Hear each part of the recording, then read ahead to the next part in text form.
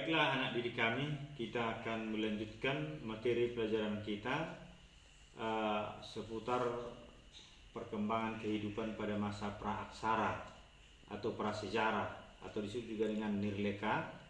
Adalah zaman yang belum mengenal adanya tulisan, ya, belum mengenal adanya tulisan, ya. Jadi setelah ada tulisan, maka zaman itu berubah menjadi zaman sejarah, ya. Jadi karena belum ada tulisan maka disebut dengan Nirleka. Minggu lalu kita sudah bahas pembagiannya. Pertama berdasarkan geologi kondisi bumi, ya. Pertama itu ada namanya arkaikum, bumi ya belum stabil, masih panas sehingga tidak ada kehidupan. Yang kedua paleozoikum ataupun kehidupan tua, ya. Di sini sudah mulai ada tanda-tanda kehidupan, hanya berupa hewan kecil seperti ikan, amfibi dan reptil, ya, yang tidak bertulang punggung. Kemudian zaman pertengahan Mesozoikum, ya, semakin stabil, ya, kehidupan, ya, hewan besar seperti dinosaurus, ya, kemudian muncul berbagai burung dan reptil sehingga dikatakan ini adalah zaman reptil. Kemudian yang keempat adalah Neozoikum ataupun Kenozoikum, kehidupan baru, ya.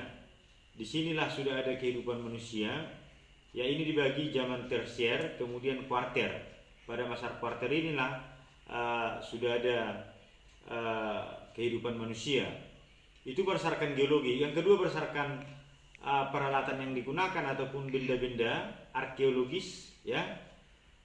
Berdasarkan arkeologi ataupun artefak-artefak melalui fosil misalnya, atau sisa-sisa kehidupan yang membatu, ya. Ada namanya zaman batu, ya, karena peralatan yang digunakan terbuat dari batu, ya. Ada zaman batu tua ataupun paleozoikum, ya. Kemudian ada cirinya kan kemarin nomaden, ya, hidup berpindah-pindah. Kemudian food gathering, meramu ataupun mengumpulkan makanan. Dan peralatan yang digunakan adalah masa kasar, ya, kapak perimbas dan kapak serpi. Kemudian ada Mesozoikum, zaman pertengahan, ya. Di sini sudah mulai semi menetap, ya. Yang menjadi ciri khasnya adalah kok komandinger, ya, hidup di daerah pantai, ada timbunan kerang, kemudian Abrisiosauros, ya, mereka sudah hidup mulai menetap di gua-gua.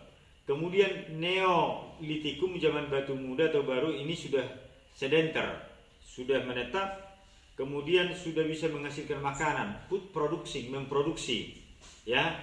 Kemudian peralatan yang digunakan sudah mulai halus, ya, seperti kapak persegi dan kapak lonjong. Baik, hari ini kita akan membahas tentang tradisi megalitikum atau zaman megalitikum, ya. Jadi mega artinya besar, litos artinya batu. Jadi banyak bangunan besar yang terbuat dari batu, dan yang menjadi ciri khas daripada megalitikum ini, zaman batu besar ini, adalah bangunan itu berhubungan dengan keyakinan, kepercayaan. Jadi yang menonjol di sini adalah kepercayaan, ya, walaupun dia animisme terhadap roh-roh, ya. Itu ciri khasnya. Jadi ada bangunan-bangunan, nanti ada bagikan, ada menhir, ya. Menhir itu bangunan batu tegak, ya, berupa tugu sebagai peringatan untuk orang yang telah meninggal. Kemudian nanti ada dolmen berupa meja batu sebagai tempat pemujaan, ya, di atasnya.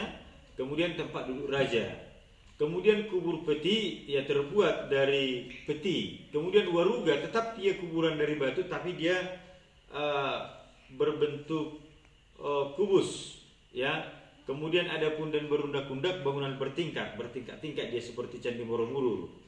Jadi Candi Borobudur itu mengakulturasi, mengadopsi bangunan pada masa megalitikum, ya. Jadi ciri candi di Indonesia, ya, seperti punden berundak-undak itu, beda dengan di India. Kemudian ada patung.